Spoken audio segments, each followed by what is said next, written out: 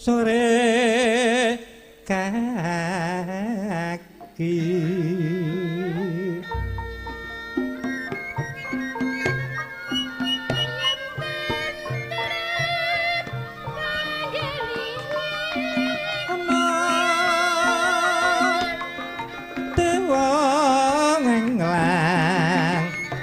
jagat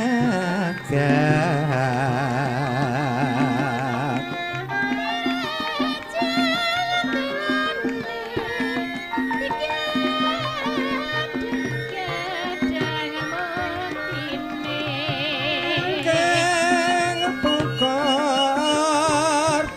kencanane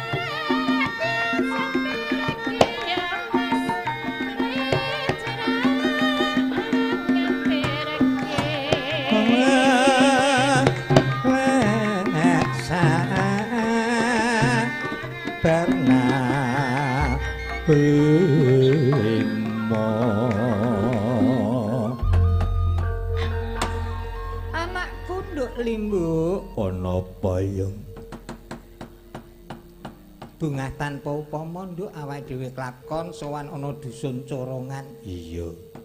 Lendawi wis 2 taun kepungkur nduk. Ya ora apa-apa.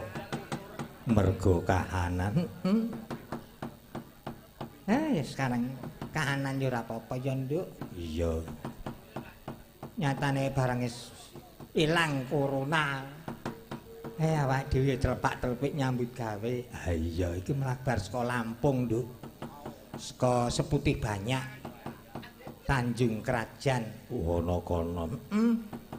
Anggere sowan rono ki yang ketemu sedulur-dulur dhewe kabeh. Iya. Malah sowan ana Lampung moh nganggo lembukan.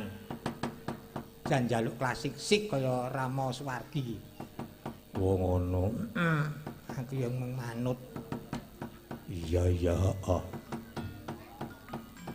Ki awake dhewe sowan ana ing dusun Corongan lho, Meguwa. Oh ngono. Sing mantep tenan penyanyi Bapak Slamet.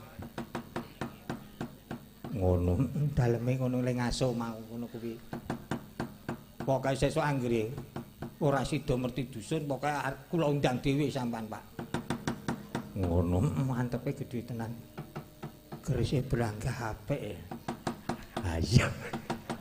Tak sowang-sawang. Ukuran iki gading kok udu aku. Ha iya. Seneng ya, Nduk. Iki perlune apa warga masyarakat Corongan. Rumangsaku awake dhewe sowan ana dusun Corongan kok rasa demangan. Ah kok rasa demangan? Oh piyayine ya sing bagekke ya sing kabeh sing kok piyayi demangan kabeh. Ing Karang Corongan ro demangan iki mung cerak kok ya. Cara anune ming Banjardawa. Ha iya. Iki merti dusun, Nduk. Merti dusun. Ana ing dusun Corongan. Mula awake dhewe ora kingstan klungsu-klungsu maludu. Yaiku nenuwun marang Bathara kang akayu jagat ndongakake warga masyarakat dusun Corongan Weguwa kene. Iya.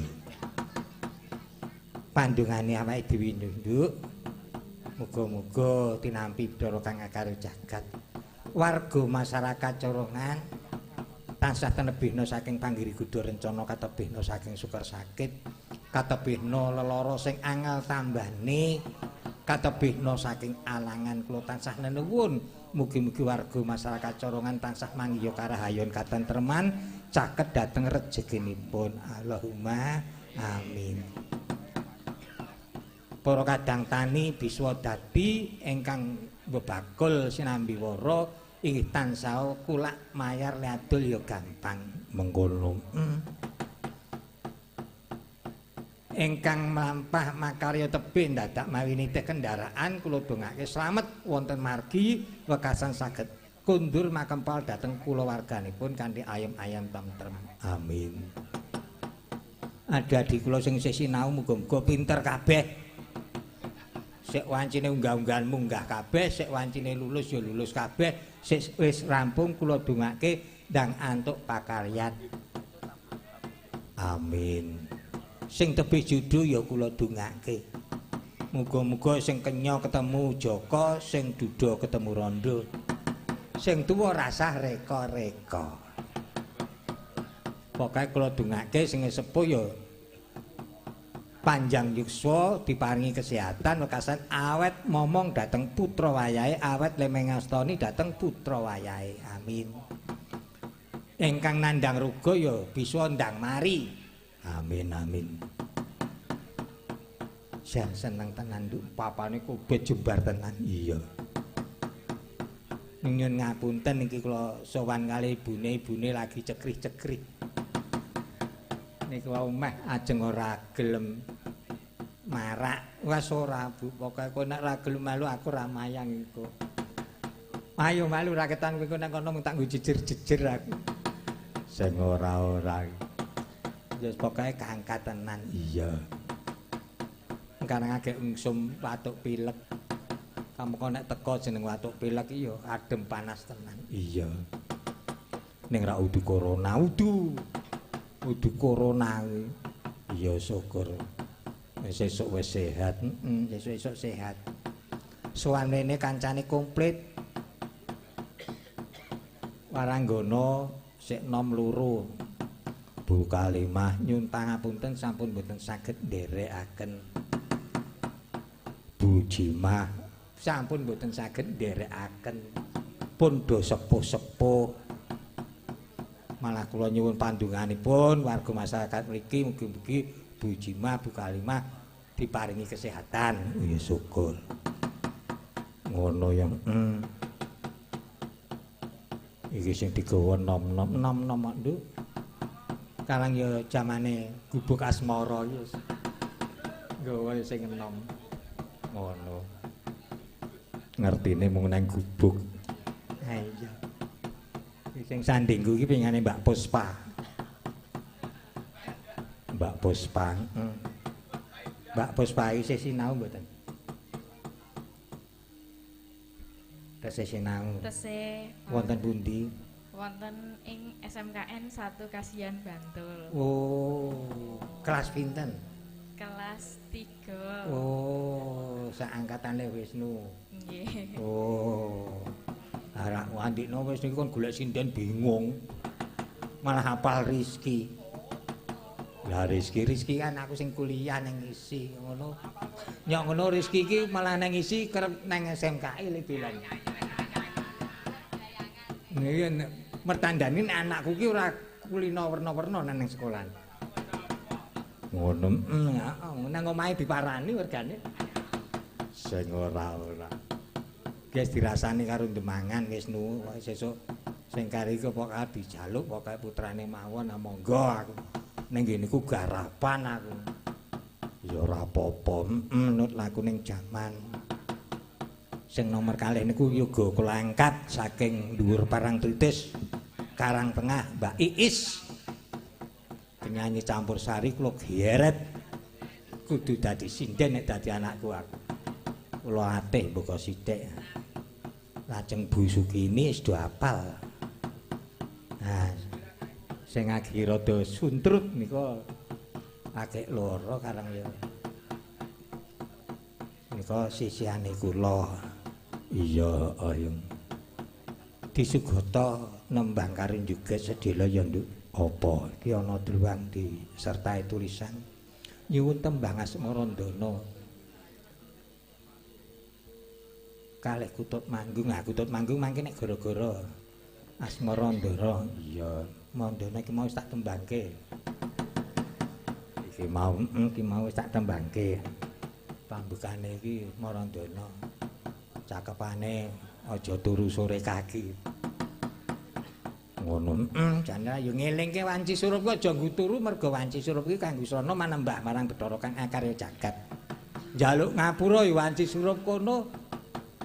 Nyadong kanugrahan yo ning wanci surup kono. Mengkono. Iya yo.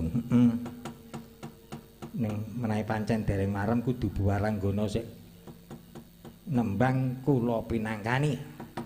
Monggo Bu Sukini apa Mbak Puspa Marandana. Monggo Bu Sukini mbangane uncal-uncalan. Nom-noman iki gubuk asmara ki mang. Yo. Gegarane wong akrami ya monggo ajeng anu ya monggo.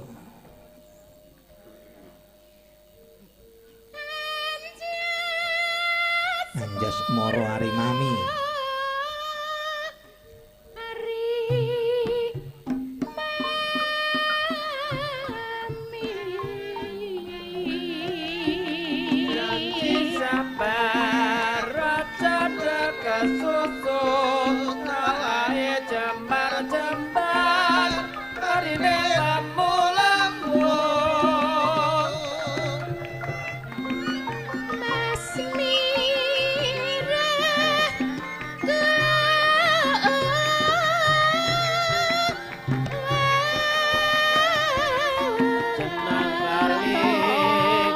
Kekulane aja lali agamane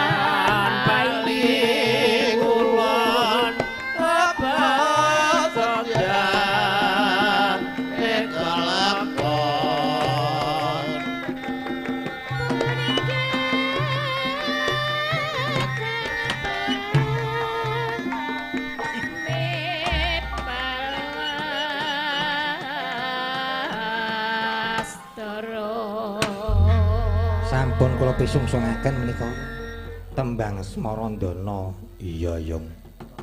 Sing nom-nom gentian, Nduk. Iya. Nah, saiki sing nom-nom aku arep ngarani. arep misungsungke tembang apa arep buka asmara ya ngono arep anu ya aja diplerok ya karo Pus war nembang apa Pus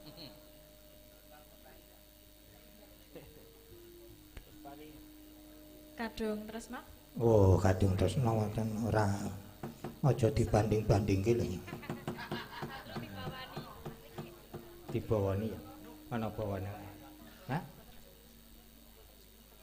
ora untuk ngadeg kok njur tata-tata ngadeg rasa sing ngadeg dalange wae Nggih sugeng dalu iki dusun pundi wau Corongan dusun Corongan nggih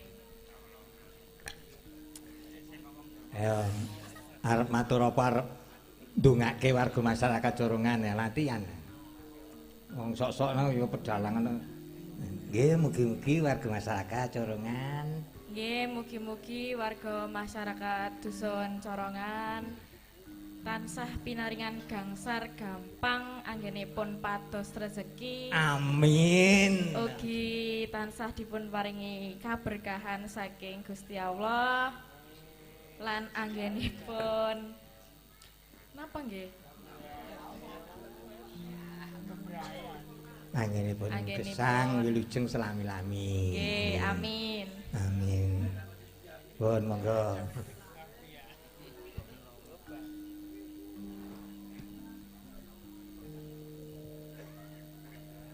Ya.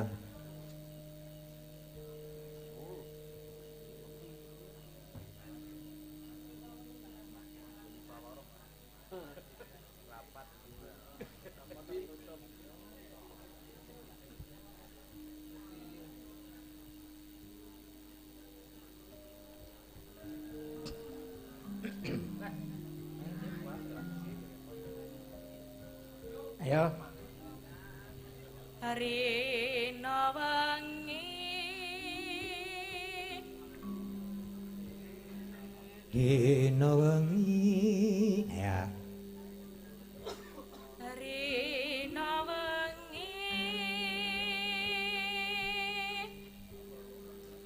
dadi ati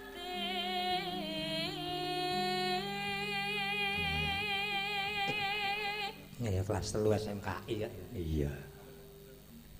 Tanpa dahar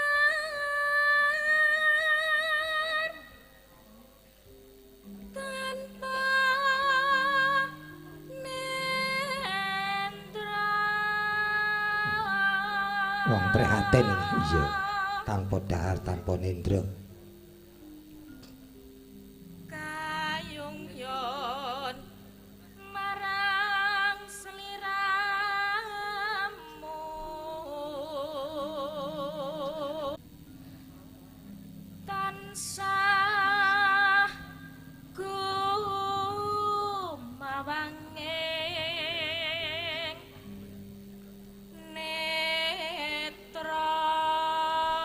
Tansah gumawang ing netra ketok-ketoken. Iya.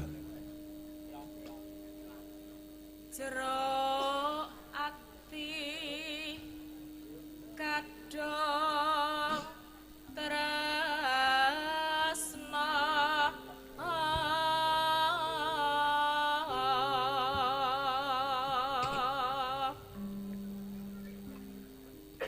tan liya among selirane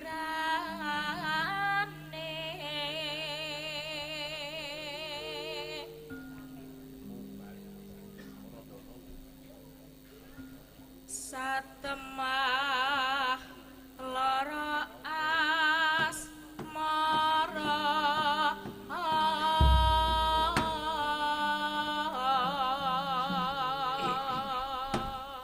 Jane jan suarane ngono jan lutung. Iya. Kurang garapan. Iya. Gelem awor karo Wisnu nang omah ngono. Remuk. Kok remuk. Sing ora-ora. Monggo dados. Lamat pos katon tejane yen bo berangkat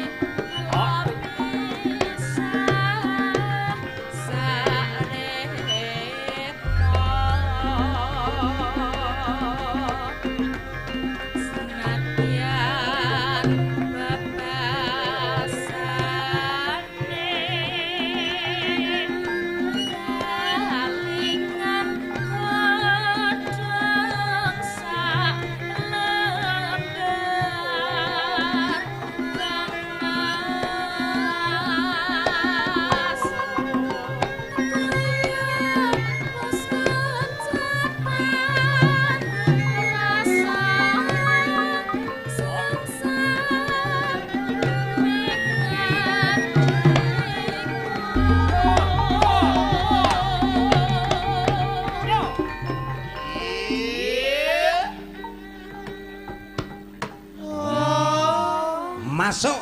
Ayo. Wis masuk iki wis catet wis. Masuk. Sing ana gawean diomongi wis. Ya.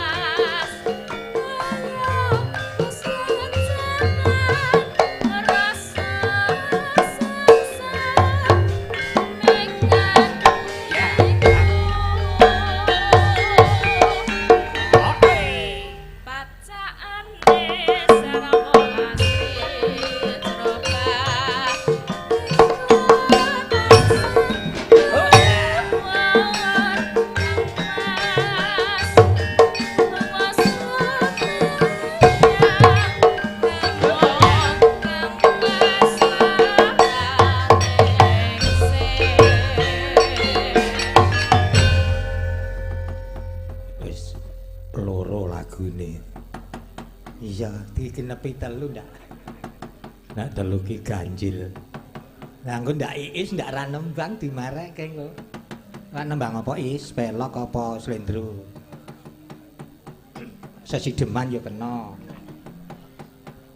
Sing nganggo bawa lho is. Nun. Arep ngetokke powermu kuwi lho. Power. Apa? Oh. Apa Mas Wisnu?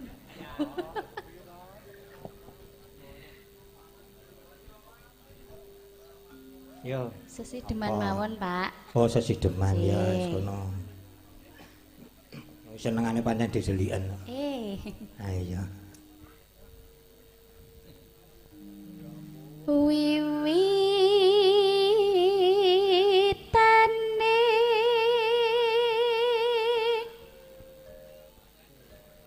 handere sang pekek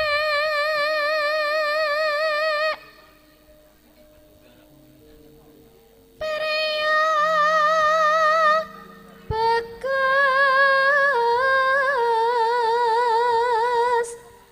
kang ngalah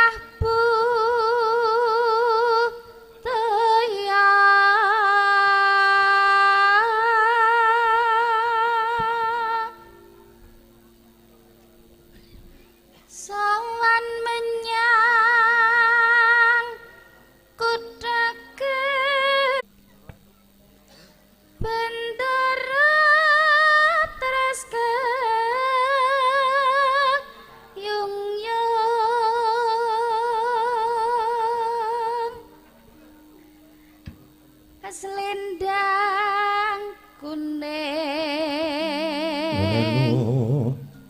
kang saking wukir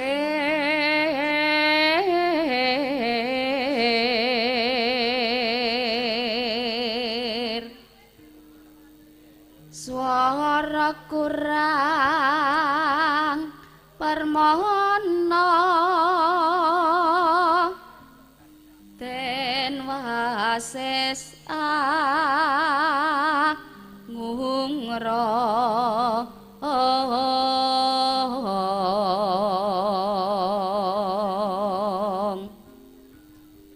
hangungrung marang bendara tiasulestya pijar ngincangake alis terus tresno sesideman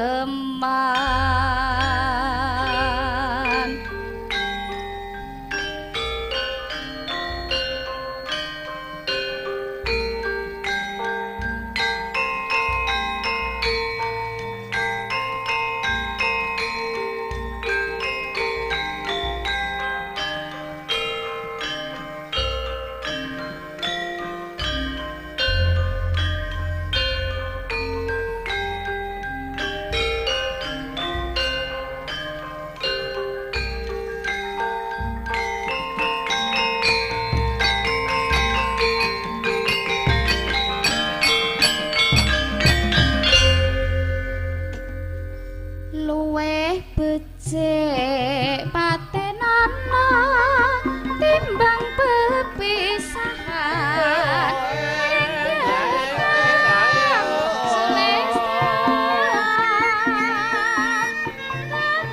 wangi salametana barang kula warga garwa lan praputra liwat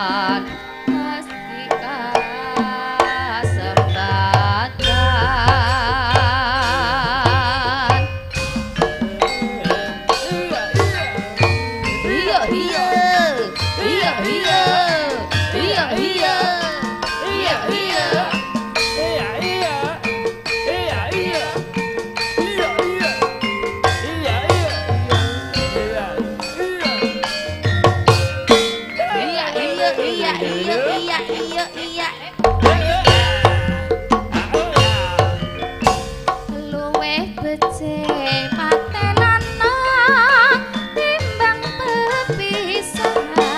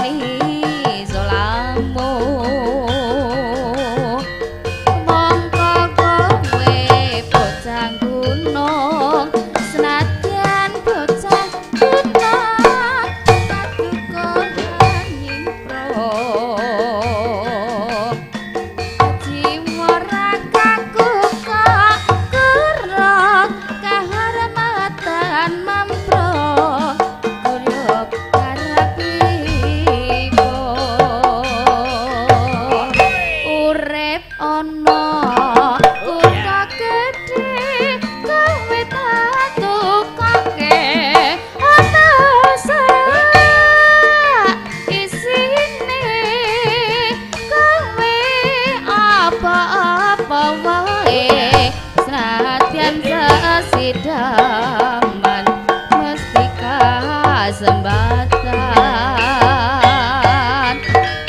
Ije sampun Pak nggih matur nuwun Nduk ana apa dicukupke semeni ya Nduk disambung kok nek gara-gara lakon ki dawa ngarep dawa mburi iya koko sing dupa komelon ngeningken tiasa ngabeke kang kusekung jajahan nanging sanget angikipi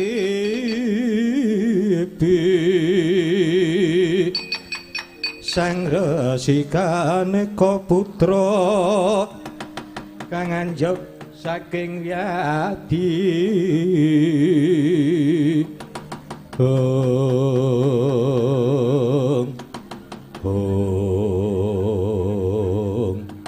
kocap kacarita sang nata ing Rata Prabu Maswati kene kundur kedaton tumuli manjing wonten panti busana kepareng nyarakaken busana keprabon ngagem busana sarwa seda lenging cipta kepareng minggas sanggar pamijan